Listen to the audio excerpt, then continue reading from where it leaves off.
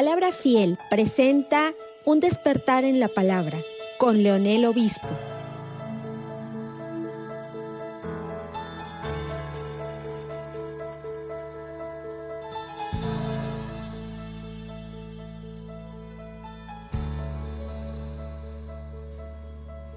Yo le invito a usted que en esta mañana abra la palabra o encienda la palabra en el libro de Hechos capítulo 19. Hoy vamos a ver del 1 al 10 y vamos a ver el tema, la obra del Espíritu Santo en la iglesia.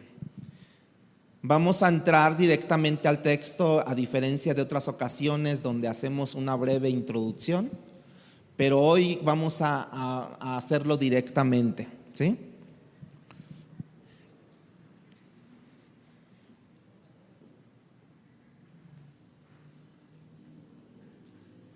Dice esta parte de la palabra: aconteció que entre tanto que Apolos estaba en Corinto, Pablo, después de recorrer las regiones superiores, vino a Éfeso y hallando a ciertos discípulos les dijo: ¿recibiste el Espíritu Santo cuando creíste? Y ellos le dijeron: ni siquiera hemos oído si hay Espíritu Santo. Entonces dijo: ¿en quién fuisteis bautizados? Ellos dijeron: en el bautismo de Juan.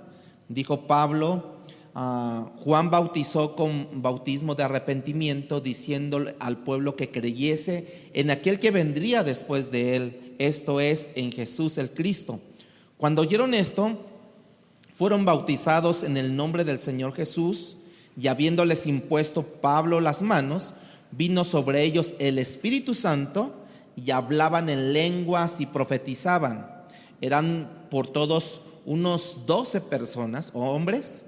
Y entrando Pablo en la sinagoga, habló con denuedo por espacio de 3 meses, discutiendo y persuadiendo acerca del reino de Dios. Pero endureciéndose algunos y no creyendo, maldiciendo el camino delante de la multitud, se apartó Pablo de ellos y separó a los discípulos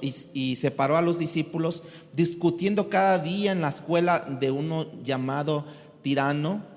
Así continuó por espacio de 2 años, de manera que todos los que habitaban en Asia, judíos y griegos, oyeron la palabra del Señor. Señor, en tus manos toma este tiempo donde vamos a exponer tu palabra, al oír tu palabra tus hijos ellos puedan comprender lo que tú quieres para con nosotros, para nuestras vidas.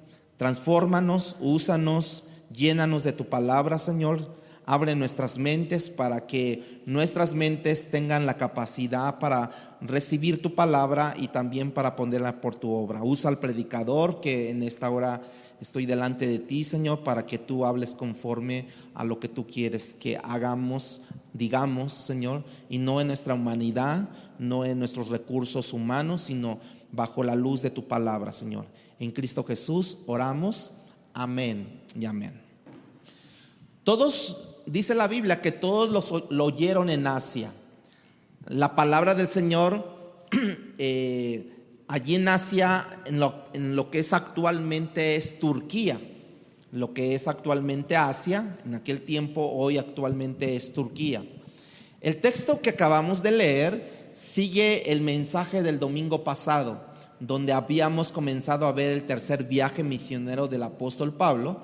Pablo había pasado por esta ciudad, Éfeso.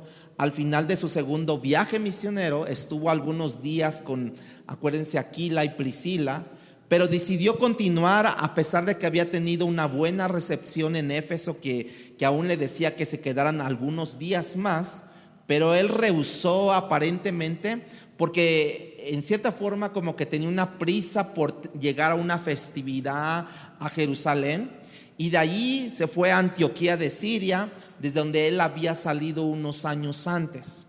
Ahora, en su tercer viaje misionero, regresa él a Éfeso. De hecho, cuando le pidieron que se quedara unos días más, Pablo prometió que él volvería y agregó una palabra: si Dios quiere, voy a regresar con ustedes. Ahora entendemos que Dios le permitió en el tercer viaje regresar a Éfeso, y Éfeso Para dar un contexto histórico, Éfeso era igual que la ciudad de Corinto, con ciertas dificultades. Era una ciudad que en aquel entonces era considerada bastante grande, como de 200 a 300 mil personas, habitantes. Una ciudad muy comercial, una ciudad igual que Corinto y dedicada a la idolatría, como la mayoría de las ciudades de la antigüedad, con un templo que se llamaba la diosa Diana o Artemisa, dependiendo el lugar. Es la misma diosa de la fertilidad, considerado en aquel tiempo ese templo como una de las 7 maravillas del mundo antiguo. No era cualquier templo, hermanos, era un templo, un anfiteatro con capacidad mayor, la de Corinto, de cual hablamos la semana pasada. Pero aquí en Éfeso había una capacidad de 25,000 personas en ese anfiteatro. Era estratégicamente muy buena esa ciudad para poder fundar una iglesia en esa región, y es por eso que Pablo se queda bastante tiempo en esa ciudad. En el texto que nosotros acabamos de leer hay 4 personajes, si se dan cuenta, si se percataron. Uno de ellos es Apolos, que era movido de Éfeso y se había ido a Corinto, dice allí, ¿no? Apolos estaba allí. También está Juan el Bautista, que ya había muerto, ¿no? También está Pablo, que está llegando a esta ciudad de Éfeso.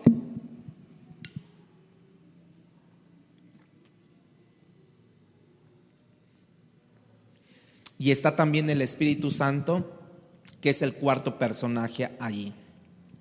Obviamente, el más importante es el ministerio del Espíritu Santo, como lo hemos dicho a lo largo de todo este libro de los Hechos, como a lo largo de nuestra propia vida, si es que el Espíritu de Dios mora en nosotros. Esa es la razón, diríamos, que el Espíritu Santo, y por lo que nosotros leemos aquí, por lo cual se ha titulado el mensaje, la obra del Espíritu Santo en la iglesia. La iglesia, como hemos dicho, somos usted y yo, ¿no? No es 4 paredes, un edificio. La iglesia no es eso. Estos diríamos que es un edificio nada más, pero nosotros somos la iglesia donde reposa el Espíritu Santo, donde hemos sido nacidos de nuevo, donde hemos sido proclamados como hijos de Dios, y por lo cual somos la iglesia, la esposa del Señor Jesucristo, que está esperando a que su amado llegue por nosotros. De acuerdo al relato que vimos, Pablo llega a Éfeso y se encuentra con algunos discípulos. No hay un calificativo para estos discípulos.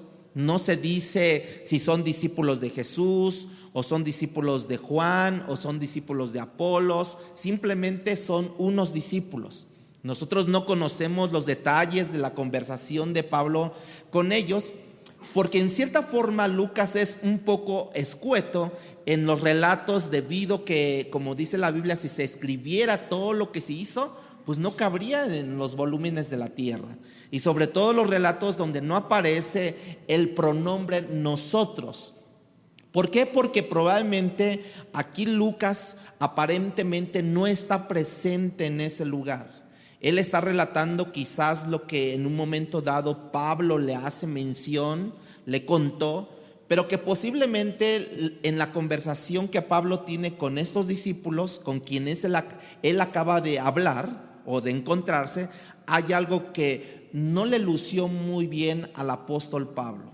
Hay algo que nosotros decimos como en el lenguaje cotidiano, como que checa, pero no cuadra, ¿no? Como que no le cuadraba algo a Pablo cuando él habla con estos discípulos. Él escucha, él observó, no sabemos qué es lo que vio, qué él escuchó, pero sí realmente él entendió que no había una morada del Espíritu Santo en ellos. Lo que marca la diferencia entre un verdadero cristiano y no un cristiano, deja decirlo como que de otra manera.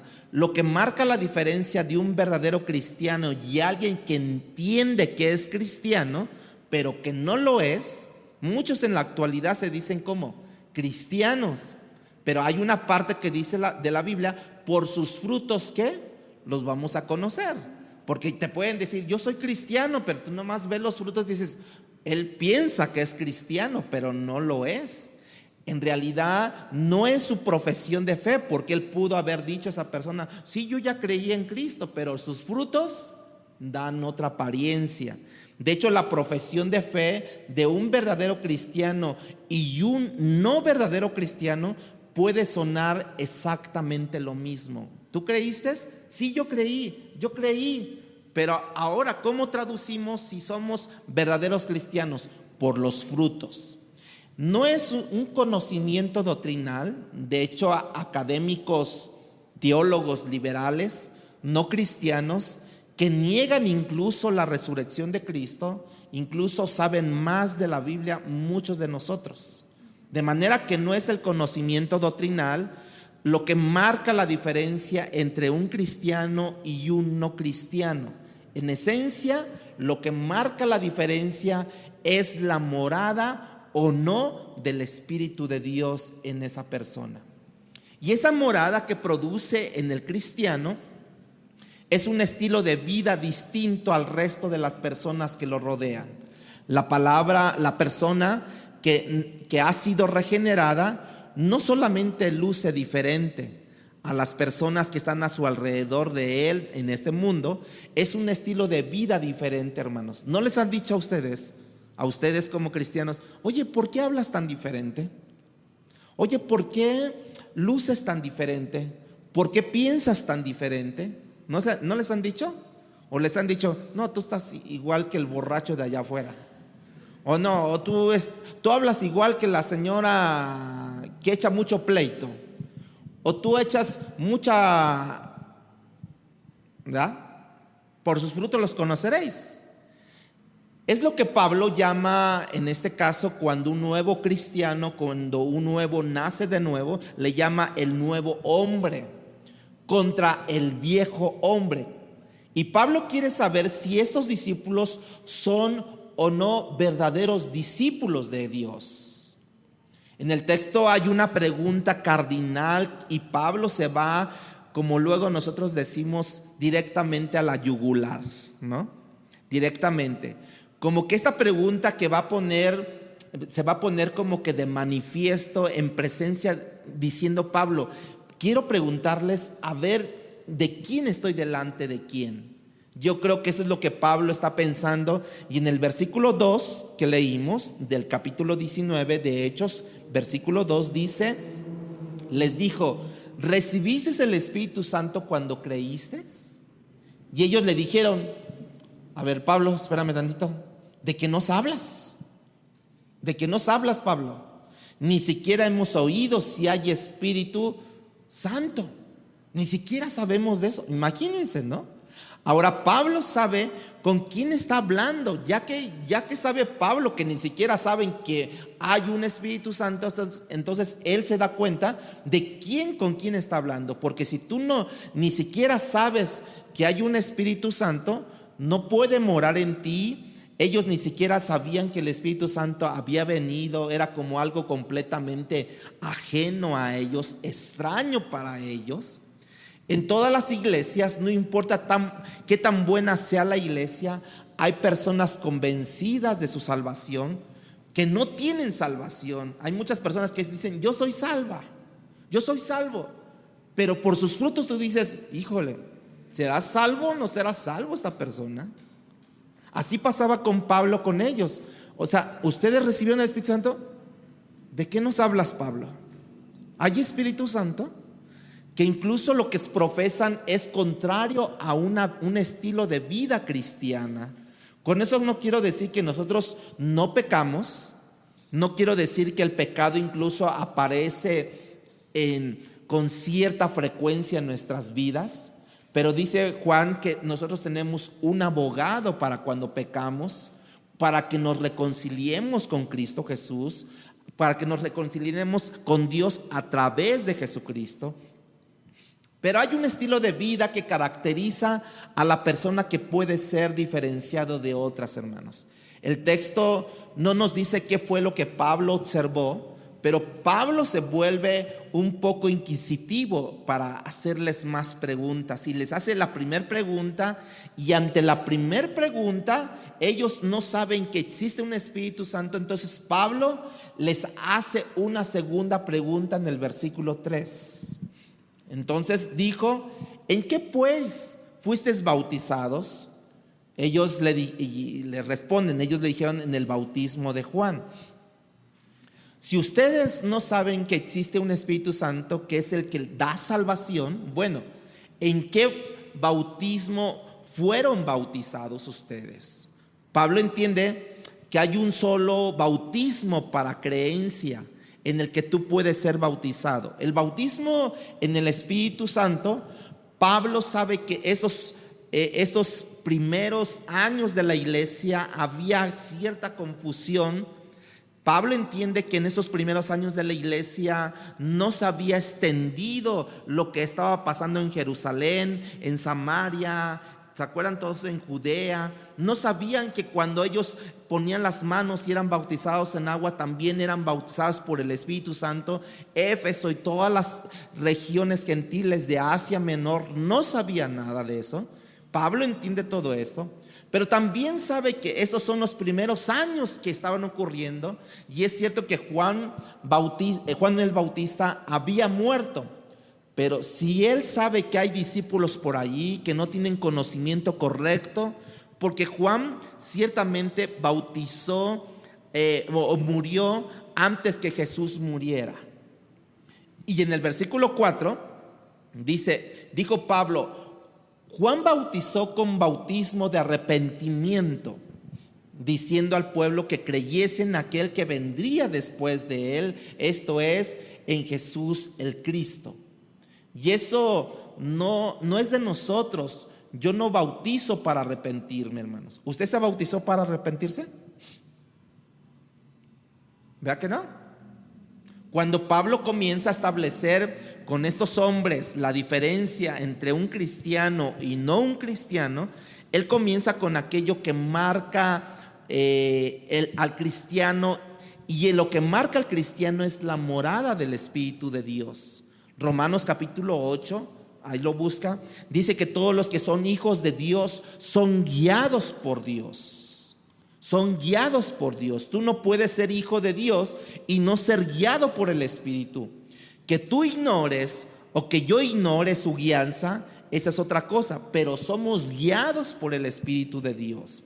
Déjame de leerte de un teólogo consultado de este pasaje, de cómo pensar en el bautismo de Juan y cómo pensar en el bautismo que hoy tenemos en el Espíritu de Dios. Dice este teólogo que hay una diferencia entre el bautismo de Juan y el bautismo de Jesús. Aunque Juan el Bautista aparece en el Nuevo Testamento, él vive y muere, ¿sí?, antes de que el nuevo pacto hubiese sido inaugurado. El periodo del Nuevo Testamento comienza hasta que Jesús lo inaugura en el aposento alto. La noche anterior a su muerte, cuando él habló del nuevo pacto por su sangre, el nuevo pacto fue ratificado al día siguiente por la sangre derramada en la cruz.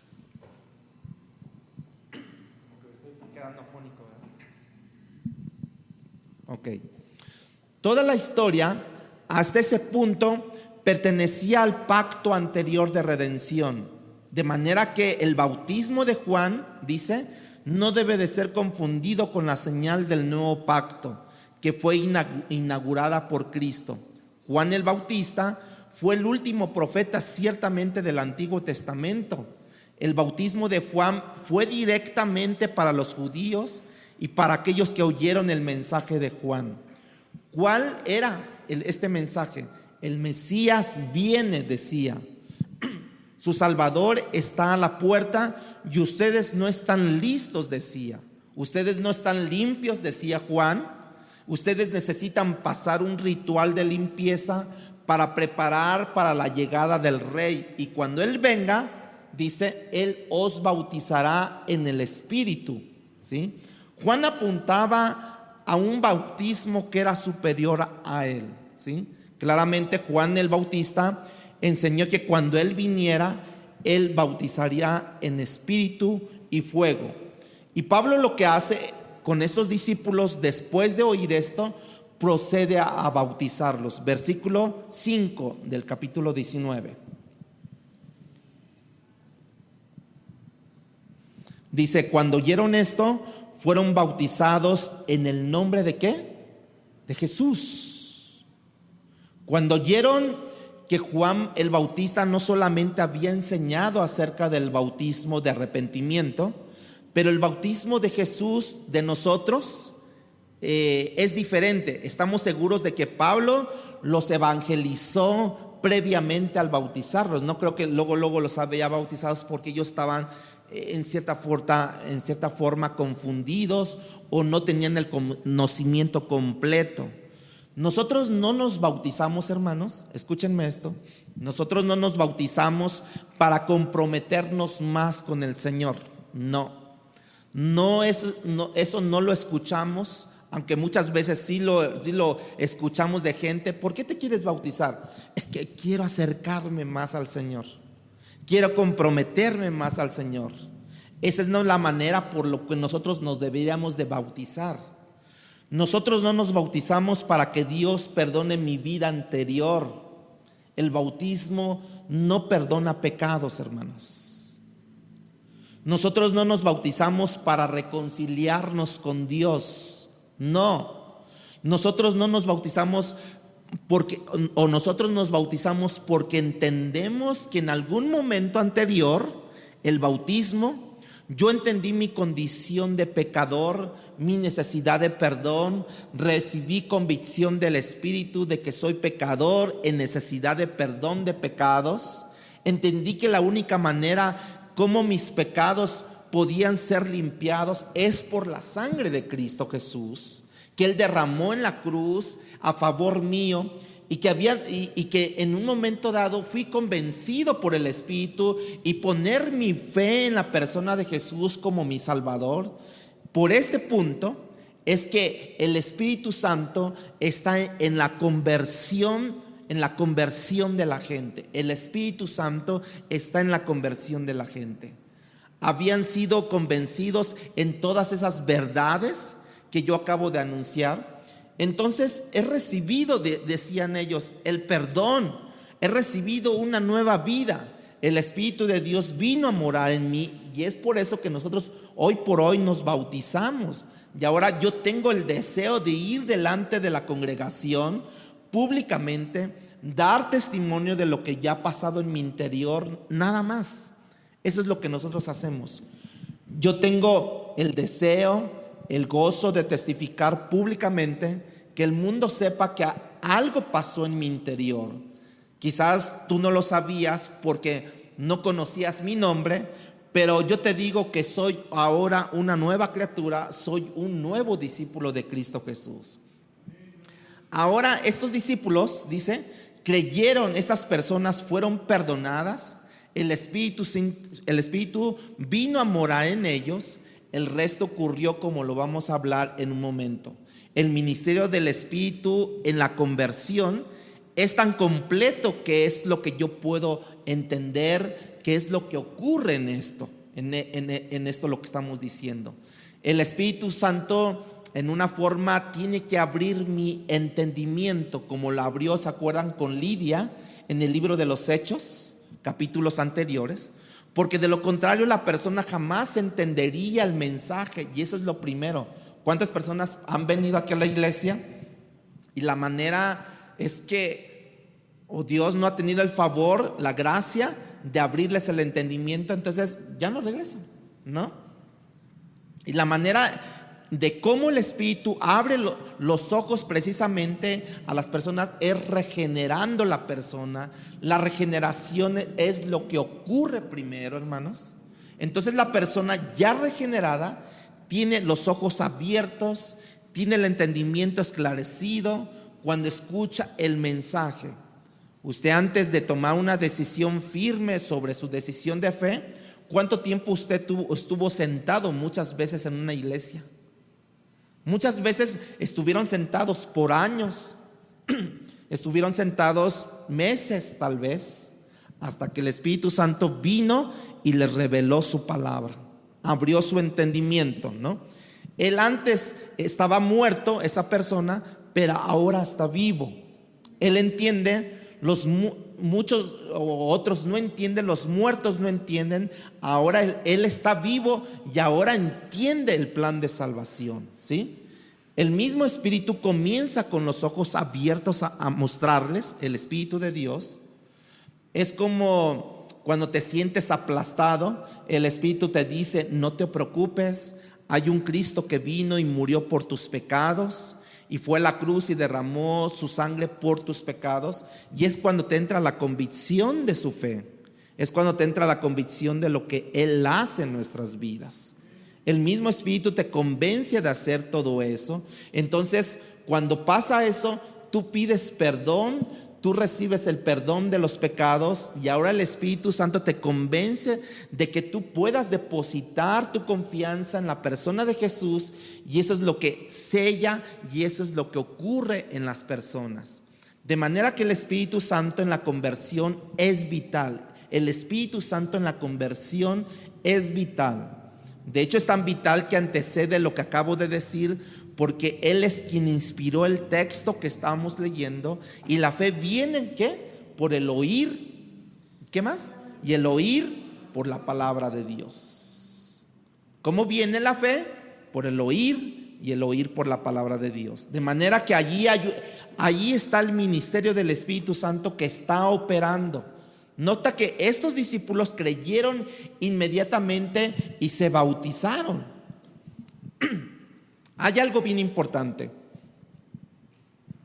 En la iglesia primitiva, cuando leemos sobre esto, era inconcebible que alguien dijera, que alguien tratara de persuadir o hablarle de la palabra a otra persona sin que esa persona ya haya sido bautizada. O sea, ellos decían: arrepientan de sus pecados y reciban a Cristo, y inmediatamente eran bautizadas esas personas.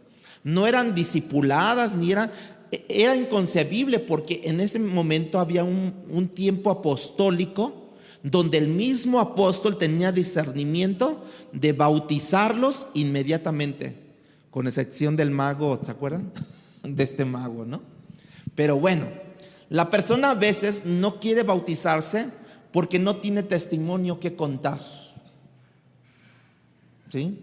No tiene realmente qué decir de su cambio de vida, porque no hay cambio de vida.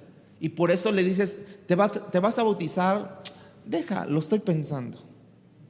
Porque no tiene nada que contar, porque no hay cambio en su vida. A veces las personas no se quieren bautizar por diferentes razones. A veces la persona tiene una fobia social, ¿no? La gente tiene temor de que lo estén: ya te bautizaste, ya eres cristiano, tiene como una fobia social, tiene temor de hablar en público de su salvación. Otras veces la persona tiene un estilo de vida que ella o él saben que es incompatible con las aguas del bautismo. Viven en pecado, ¿sí? O están en pecado, ¿sí? O su vida totalmente es inconcebible, y ellos entienden que no es tiempo de bautizarse, ¿sí? Pero bueno, ellos sabrán sus razones. Versículo 6, vamos. Versículo 6 del capítulo 19.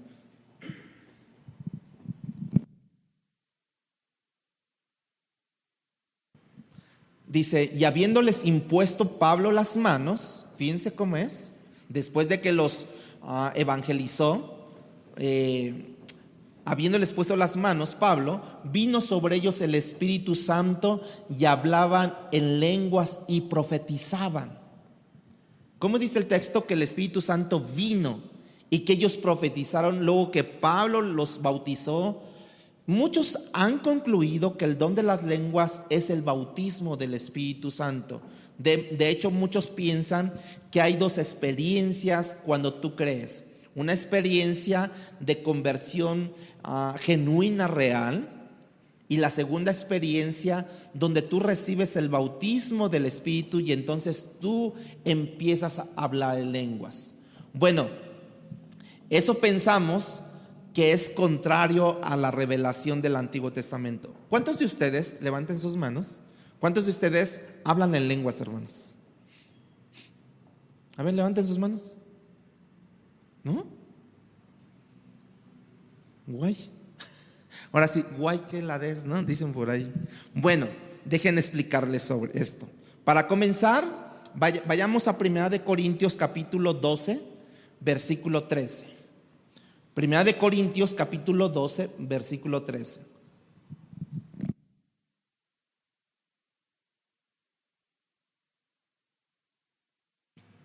Dice, porque por un solo espíritu, dice, fuimos todos, subraya esta palabra, todos, porque por un solo espíritu fuimos todos bautizados en un cuerpo, sean judíos o griegos, sean esclavos o libres, y a todos se nos dio de beber de un mismo espíritu. Así es que dice que todos fuimos bautizados en un mismo cuerpo por la iglesia, por un mismo espíritu. De hecho, el mismo apóstol en su primera carta a los Corintios 12:30 hace una pregunta retórica cuya respuesta es obviamente, dice, ¿todos hablamos lenguas? Dice Pablo, ¿todos hablamos en lenguas, hermanos? ¿Todos hablamos en lenguas? No. Y la respuesta cuando tú lees el contexto obviamente es no. ¿Todos profetizamos? No. Entonces, si todos fuimos bautizados por el Espíritu y no todos hablamos en lenguas, obviamente el bautismo del Espíritu y el hablar en lenguas no es la misma cosa, hermanos. Entonces, eso es lo primero que yo quiero que veamos en este pasaje, el ministerio en la conversión, ¿sí? El ministerio en la conversión. Segundo punto, ahorita ya estoy en el segundo punto ahora, el ministerio del Espíritu Santo en la predicación y presentación de la verdad. Ese es el segundo punto. El ministerio del Espíritu Santo en la predicación y la presentación de la verdad. Entonces, ¿todos deberíamos de hablar en lenguas? No. ¿Todos deberíamos de profetizar? No.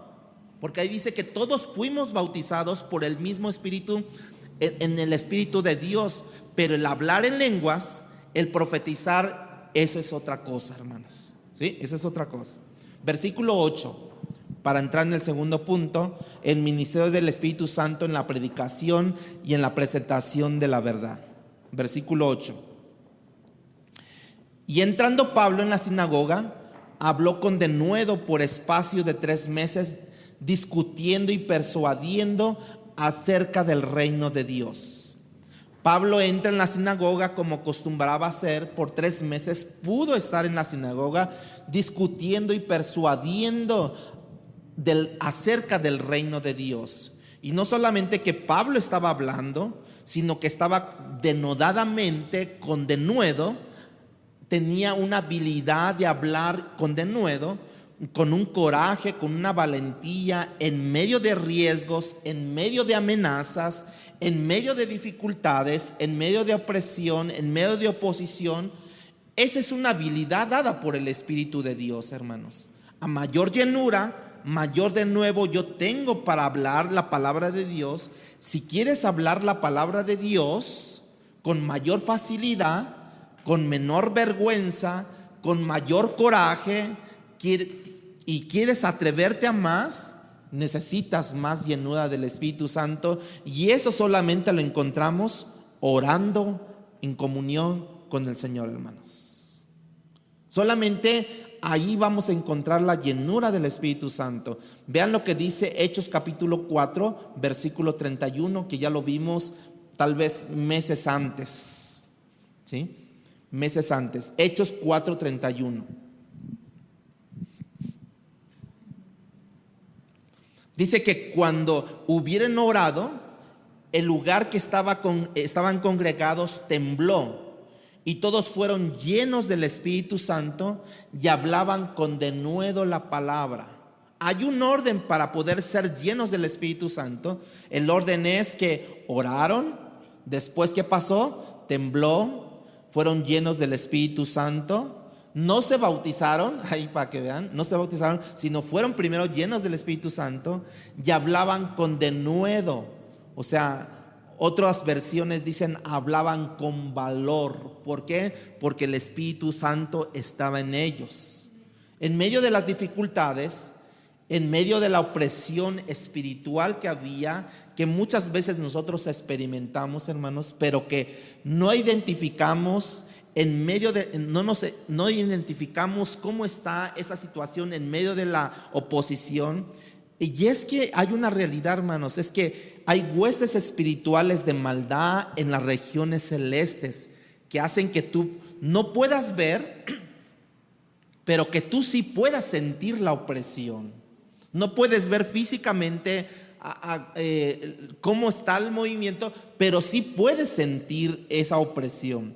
Pablo estuvo en la sinagoga, dice, discutiendo, defendiendo, dependiendo la traducción, pero estaba defendiendo la palabra de Dios en el sentido de defenderla. Para poder yo debatirla, yo necesito a fuerzas el ministerio del Espíritu de Dios. Yo necesito discernimiento, el discernimiento en la obra del Espíritu de Dios. Yo necesito discernimiento para separar la verdad del error. Yo necesito discernimiento para que en la discusión mi contrario no me confunda. ¿A poco no les han confundido muchas veces sus contrarios? Gente que es especialista en llevar la discusión hasta confundirnos. Yo necesito discernimiento para no ser engañado en medio de la discusión, para no ser desviado en medio del debate, hermanos. Entonces Pablo habló con denuedo y también trató de persuadirlos, hay una palabra ahí, acerca del reino de Dios. ¿Sí? La habilidad de persuadir a alguien, hermanos, de que ponga su fe en Cristo Jesús no depende de mi oratoria, no depende de mi carisma, no depende de cuánto yo sepa de la Biblia, no depende de nuestras estrategias, que sí importa eso, pero depende de una sola cosa, y es de la obra del Espíritu de Dios en nuestras vidas solamente. Nosotros no vamos a cambiar ni en sapos a nadie, ¿no? No vamos a cambiarles nada. El mejor apologista del mundo no puede debatir y argumentar con alguien y hacerlo entrar en el reino de los cielos por medio de un debate. Eso no se da, no va a ocurrir eso. No importa cuán inteligentes seamos las personas con nuestros argumentos, la persuasión de llevar a la persona de la oscuridad a la luz, no, de la muerte a la vida, no, del error a la verdad, no. Esas solamente es una obra completamente del Espíritu de Dios en la persona, solamente. Nosotros no nos metemos más allá. Nosotros nada más predicamos la palabra y el Espíritu Santo es el que convence de pecado y juicio, solamente, de principio a fin.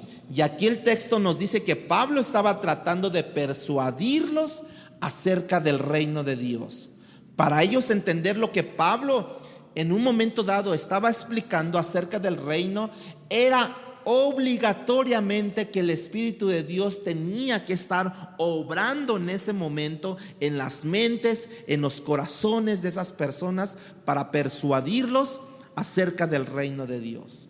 La frase, quisiera recordarles algo sobre esto, ya lo explicaron 2 semanas antes en la cápsula de oración los jueves mi esposa Rosy, pero quiero recordarles algo sobre eso. La frase del reino de Dios.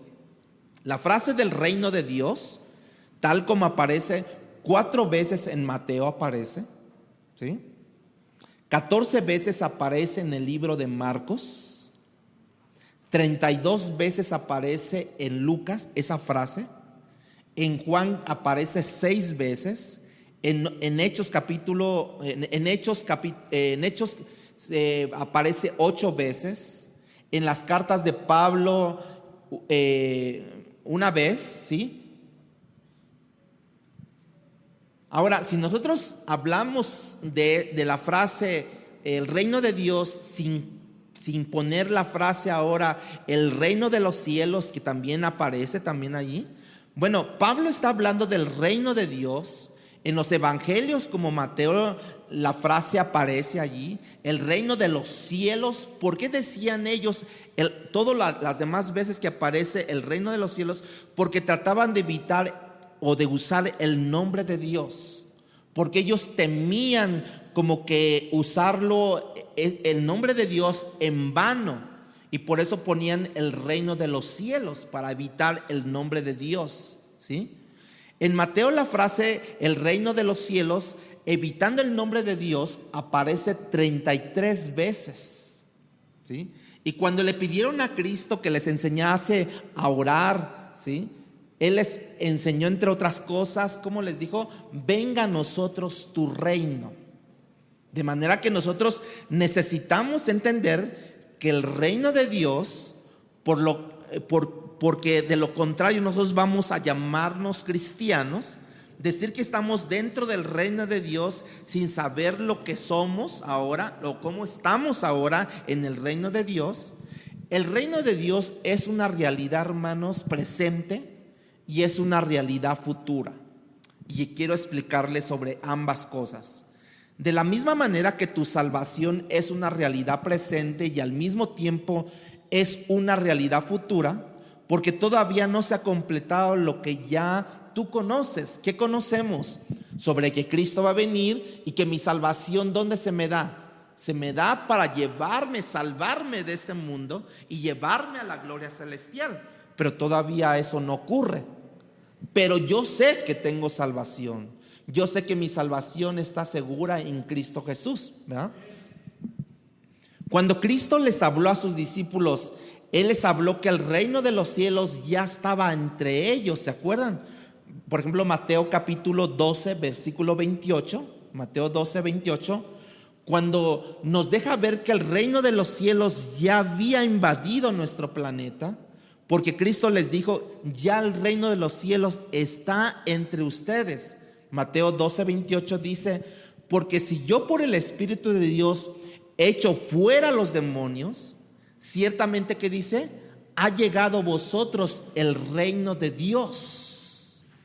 Él dice, si yo lo que estoy haciendo, expulsando demonios en el contexto, por el Espíritu de Dios, la indicación clara es de que ese reino de los cielos ya llegó. La pregunta es, ¿qué es ese reino de los cielos? Porque si ya llegó, ¿dónde está? ¿Por qué no lo vemos? ¿En qué consiste? ¿Sí? Y ahora escucha lo que dice Lucas capítulo 17, versículo 21.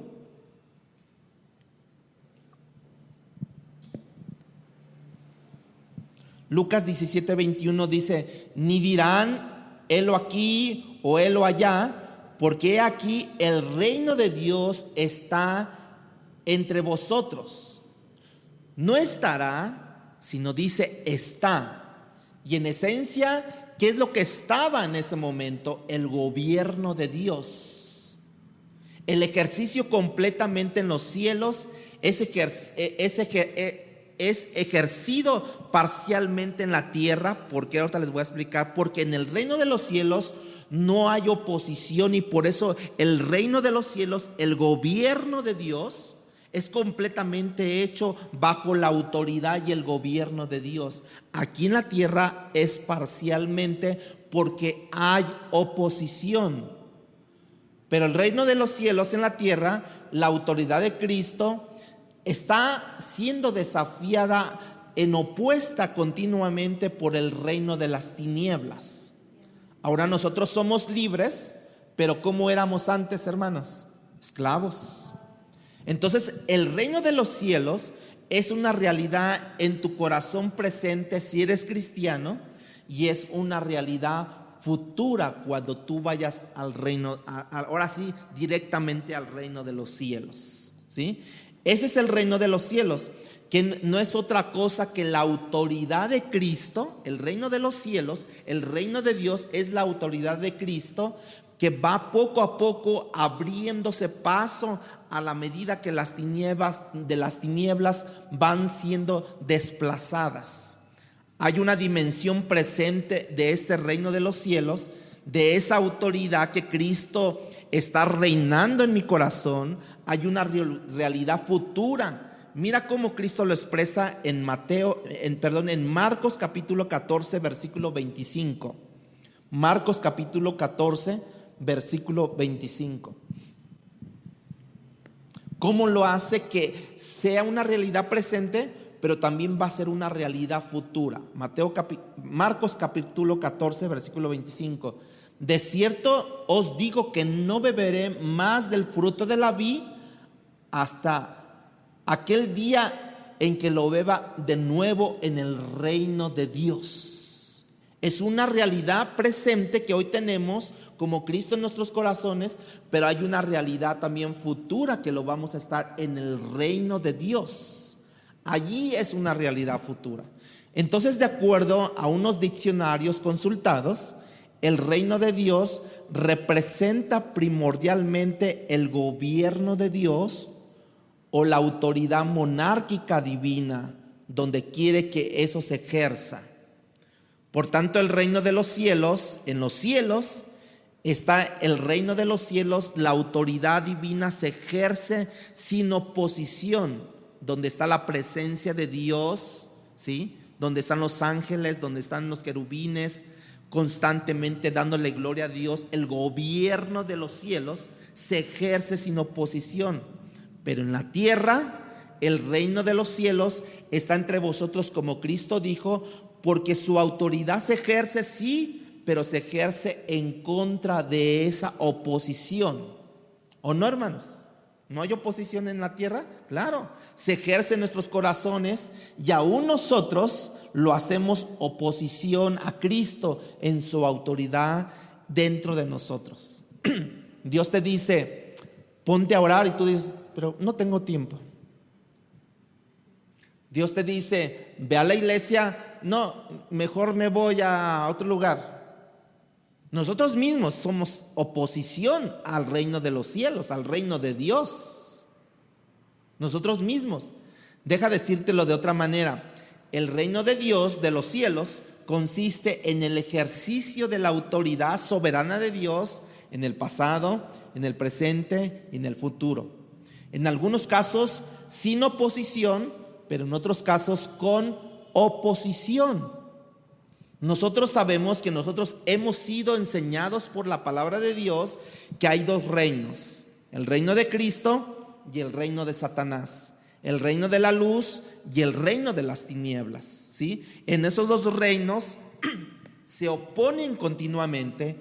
Estos reinos tienen valores, tienen metas, tienen características totalmente diferentes. En esos dos reinos tienen hijos, tienen ciudadanos identificados por la palabra de Dios. Hay hijos de las tinieblas y hay hijos de luz, esos dos reinos. Mira cómo Cristo habla en Mateo capítulo 13, versículo 38, hablando sobre la parábola del sembrador, ¿sí? Cuando habla sobre los hijos de las tinieblas y sobre los hijos de la luz. Mateo 13, 38. Y dice allí, el campo es el mundo. El campo es el mundo, o sea, la tierra donde nosotros vivimos. La buena semilla, que dice, son los hijos del reino, la buena semilla, ¿sí? O sea, el trigo, la buena semilla son los hijos del reino. Y la cizaña son los hijos ¿de quién? Del malo. Los fariseos en un momento dado se opusieron a Jesús, retaron a Jesús, y Jesús les dice, ¿saben por qué ustedes no me oyen? Porque ustedes son hijos del diablo, son hijos del mal.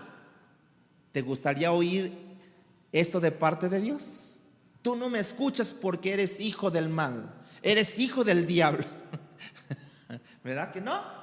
Claramente estos ciudadanos corresponden a un reino completamente diferente al reino que se supone que correspondan a los hijos de Dios.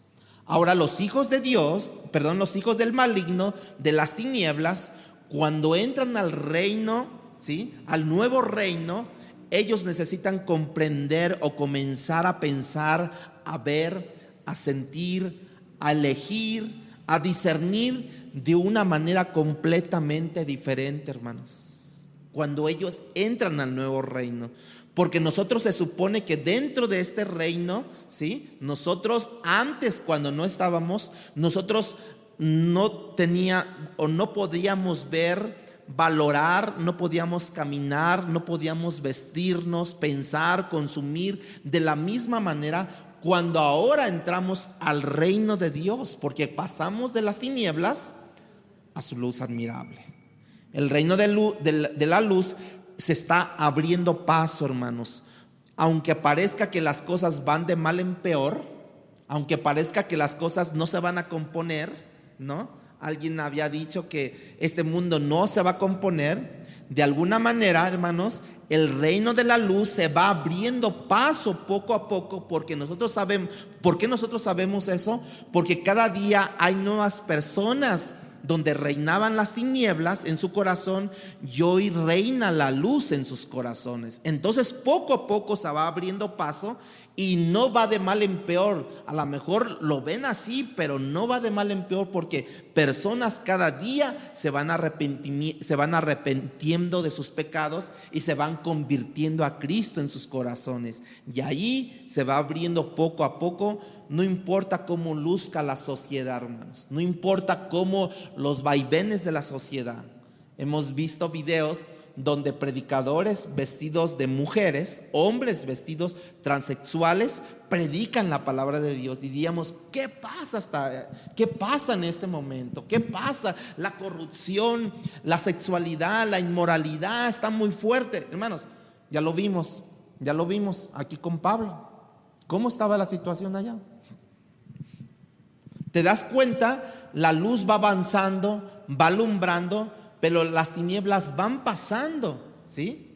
¿Sí? Primera de Juan, capítulo 2, versículo 8, en su segunda parte. Primera de Juan, capítulo 2, versículo 8.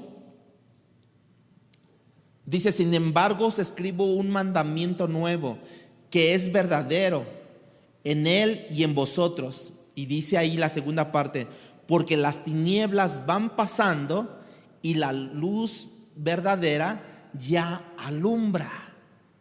¿Te das cuenta, hermanos? Es una persona a la vez, es un corazón a la vez que se va arrepintiendo de sus pecados, ¿sí? Es un corazón a la vez que va entregando su corazón al Señor. La sociedad puede lucir muy mal, pero una persona a la vez, de la oscuridad va saliendo y la oscuridad se va desplazando poco a poco. Entonces los hijos del reino y los hijos de las tinieblas van a crecer juntos hasta el final. Por eso nosotros no podemos pensar en una burbuja. Nosotros no podemos criar a nuestros hijos en una burbuja, porque no se supone que así sea, hermanos.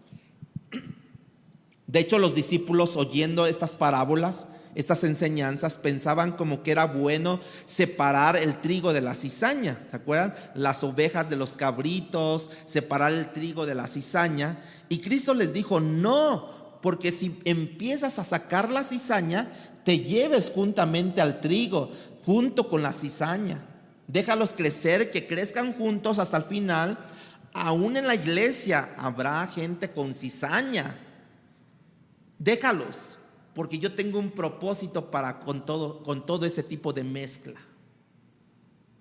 Ustedes dirán: es que no aguanta el hermano, es que este hermano, es que esta hermana de plano. Déjala, porque es necesario, porque Dios tiene un propósito con esta mezcla. A lo mejor te quiere ayudar a ti a perfeccionar tu paciencia, te quiere Dios ayudar a dar amor a esa persona, ¿sí? Escucha lo que dice Apocalipsis capítulo 11, versículo 15.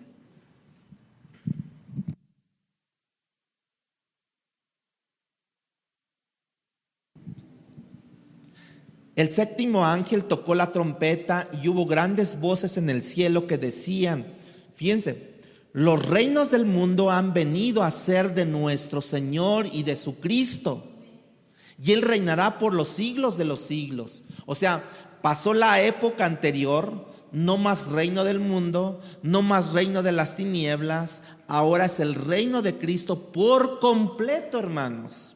Eso cuando yo lo leo, de verdad como que me da tranquilidad a mí. Cuando Cristo enseña el Padre Nuestro, venga a nosotros tu reino, ¿se acuerdan?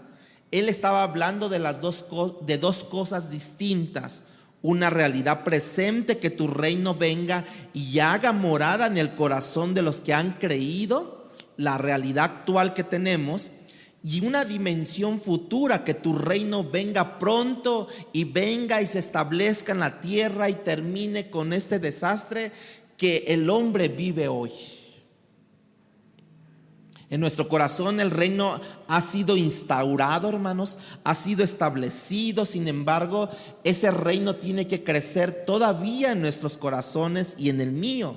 Hay áreas en tu corazón que no están bajo el gobierno de Cristo, lo cual implica que si el reino de Cristo es el ejercicio de la autoridad de una manera soberana, ¿sí?, y absoluta, sin oposición, y en tu corazón todavía hay áreas que no se han sometido al señorío de Cristo, entonces esas áreas en tu corazón y en mi corazón están en rebeldía, donde Cristo no reina todavía. Tenemos que rendir nuestras vidas, ¿sí? Y ver una nueva forma de un hombre que pueda ser mucho más evidente cuando me vean a mí, que realmente Dios está reinando en mis corazones, en mi corazón, cuando yo hablo, cuando yo camino, cuando yo pienso, cuando yo digo algo, que se vea que en mí obviamente hay una nueva criatura, hay una nueva regeneración, hay una mente de Cristo en mi vida, y que soy un cristiano auténtico. Cuando la imagen de Cristo se va formando en mí como fruto de un avance del reino de los cielos, de la dependencia del gobierno en mi vida, el poder del pecado va siendo debilitado cada vez y más. Cuando el pecado es debilitado, el señorío de Cristo avanza, hermanos. El reino de Cristo tiene que crecer en el corazón de aquellos que ya le conocemos, como nosotros, y el reino de Cristo tiene que instaurarse en el corazón de aquellos que todavía no le conocen. El tercer punto, por último, es relacionado al ministerio del Espíritu Santo, y es que el Espíritu y su ministerio puede ser resistido. El ministerio del Espíritu puede ser resistido. Y yo no estoy diciendo que, como algunos dicen, que Dios es un caballero. ¿Ustedes lo han escuchado eso? Que Dios es un caballero y no fuerza a nadie. Eso no es el total de la verdad. Si no, pregúntale a Jonás. ¿Dios lo forzó o no lo forzó? ¿No? Pregúntale a Pablo cuando él venía de camino a Damasco. ¿Dios lo forzó o no lo forzó? Lo tiró ya sea en camello, caballo, burro o caminando. Dios lo tumbó. Pero de alguna manera Dios ha permitido que el hombre ejerza cierto grado de libertad. El hombre puede resistir el ministerio o al ministerio del Espíritu Santo. Versículo 9 de Hechos capítulo 19, 9. ¿Por qué les digo esto? Por lo que vamos a leer a continuación. ¿Puede ser resistido? Sí, puede ser resistido. Hay veces que tú no puedes resistirlo, pero hay veces que sí puedes tú resistirlo. Versículo 9 dice: pero endureciéndose algunos, nota que no dice que cuando lo endurecieron, cuando algunos se endurecieron, dice, pero endureciéndose algunos y no creyendo, maldiciendo el camino, delante de la multitud se apartó Pablo de ellos y separó a los discípulos, discutiendo cada día en la escuela de un llamado Tirano. Ellos se endurecieron, hermanos. Cuando tú te endureces, tú resistes la acción del Espíritu. No solamente porque no quieres oír el Evangelio, sino que al endurecerte tú comienzas a hablar mal del evangelio o comienzas a hablar mal de los representantes del evangelio o de aquellos que predican el evangelio. No te conformas con decir, bueno, yo no quiero oír eso, porque la mayoría de los incrédulos dicen eso. Yo no quiero oír eso. Pero hay un endurecimiento que algunos experimentan, donde no solamente quieren oír, sino hablan mal del camino. Acuérdense cómo les decían antes a los cristianos inicialmente, los del camino, así se les decían. O sea, hablaban mal de los del camino, hablaban mal. Y el camino era eran hombres conocidos en aquel tiempo, en un momento dado. Varias veces en el libro de los Hechos se les conoce como los hombres del camino o como los del camino, que eran los cristianos, ¿ya? Cuando Esteban estaba siendo apedreado, él estaba predicando y tratando de confrontar a la generación de su tiempo. Y escucha lo que dice Hechos capítulo 7, versículo 51. De aquellos que en particular él confrontaba y estaban enfrente a él llevando ese apedreamiento. Vean lo que dice Esteban cuando él empieza a ver todo eso. Y les dice en Hechos capítulo 7, 51, duros de cerviz e incircuncisos de corazón, de oídos, vosotros resistís siempre al Espíritu Santo. Fíjense cómo resisten la obra del Espíritu Santo. Siempre vosotros resistís siempre al Espíritu Santo, como vuestros padres, así también vosotros. ¿Quiénes estaban apedreando? Los judíos a Esteban. Dice, incircuncisos, no solamente de oídos, de corazón de piedra, imposible de penetrar, y en vez de prestar atención para ver si entiendes la verdad, te resistes a la acción del Espíritu de Dios. ¿Cómo que pasaban ellos? Se resistían a la acción del Espíritu de Dios. Y eso es lo que pasó aquí. Pablo pasó 3 meses en la sinagoga. La primera vez pasó en Éfeso, ¿se acuerdan? Le invitaron incluso que se quedara algún tiempo más. Hubo buena receptividad, ¿sí? Luego regresa a predicar, a enseñar. Después de 3 meses, algunos dice que endurecieron, se opusieron a la predicación, estaban oponiéndose al ministerio del Espíritu de Dios. Es increíble que donde quiera que Pablo anduviese en el tiempo, encontró siempre resistencia, encontró siempre oposición. Sin embargo, hay algo que bien importante de él, que perseveró, hermanos. Quiero decirte, para ir cerrando, que la perseverancia es también función del Espíritu de Dios. No es tanto función tuya, es función del Espíritu de Dios. Cuando tú perseveras, cuando tú predicas, ¿no? Cuando tú le dices, oye, mira, Cristo tiene algo para ti. No quiere escuchar en eso. Bueno, ya. Y mañana, pero ¿sabes qué? Cristo tiene algo para ti. No quiero escuchar. ¿Estabas allí qué? Perseverando. No quiero que te vayas pensando que depende de mi propio esfuerzo. No. De mi propia fortaleza, no. No depende de eso, porque si así fuera, hace mucho tiempo que tú hubieses ido del camino ya. Que tú necesitas regresar a Cristo, a Dios, de ir a tu refugio continuamente, invocar a Dios, clamar a Dios, decirle a Dios, yo no puedo en mí mismo perseverar. Señor, ayúdame a que yo pueda perseverar en tu camino. Dice su palabra, clama a mí y yo te responderé y te enseñaré cosas grandes y ocultas que tú no conoces. Versículo 10 de Hechos 19. Así continuó por espacio de 2 años, dice Pablo. Se cree que esta escuela de Tirano, ¿sí? Era una escuela usada por filósofos de ese entonces. Enseñaban horas del día y Pablo lo hizo por 2 años consecutivos, de manera que el ministerio de Éfeso duró más o menos como 2 años, 3 meses aproximadamente entre esta escuela y Éfeso. Dice, terminando allí, dice: de manera que todos los que habitaban en Asia, judíos y griegos, oyeron la palabra del Señor. Todos los de esa área, si tú lees en el libro de Apocalipsis, si lees acerca de esas iglesias, los primeros capítulos de Apocalipsis, de la Odisea, Esmirna y las demás iglesias que allí están representadas, ¿sí?, de la misma área en Asia Menor, todos los que estaban en esa área oyeron la palabra del Señor, tanto judíos como griegos. Quizás sea un poco ¿cómo le llaman? Hiperbólico.